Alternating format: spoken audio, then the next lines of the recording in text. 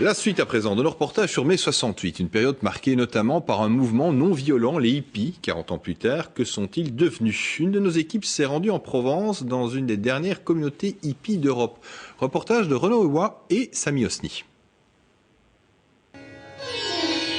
On les croyait disparus, évaporés dans une fumée de hashish, désintégrés par le LSD.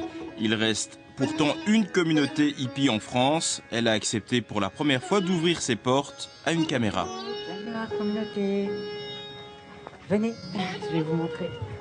Ce hippie au look androgyne est à la base de cette communauté du sud de la France. Le lieu accueille jusqu'à une cinquantaine de hippies. La plupart d'entre eux n'ont pas voulu être filmés.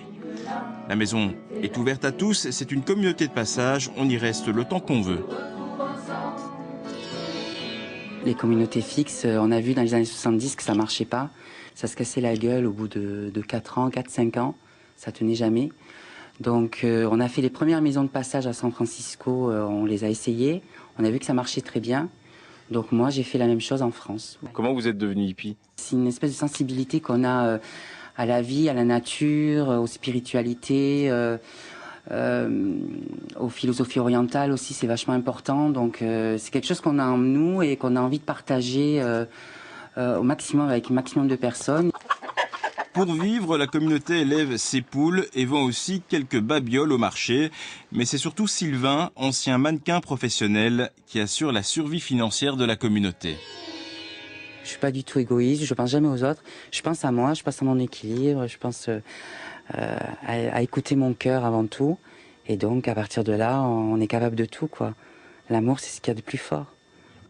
Les hippies ont évolué depuis 40 ans, mais les principes restent les mêmes. On fait respirer la terre pour les racines, c'est super important. Donc. Et voici l'une des bases, la drogue. Celle-ci est 100% naturelle.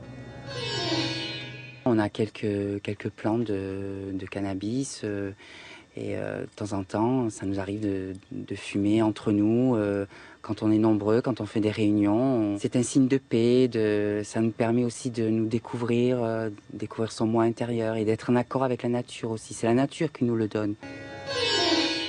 C'est ça la liberté sexuelle, c'est de pouvoir choisir avec qui on a envie et quoi faire, quoi. Voilà. On peut avoir des rapports et vice-versa, quoi. Ouais, c'est vrai que ça peut changer tous les jours. Pouvoir être libre et faire ce qu'on veut de notre corps aussi.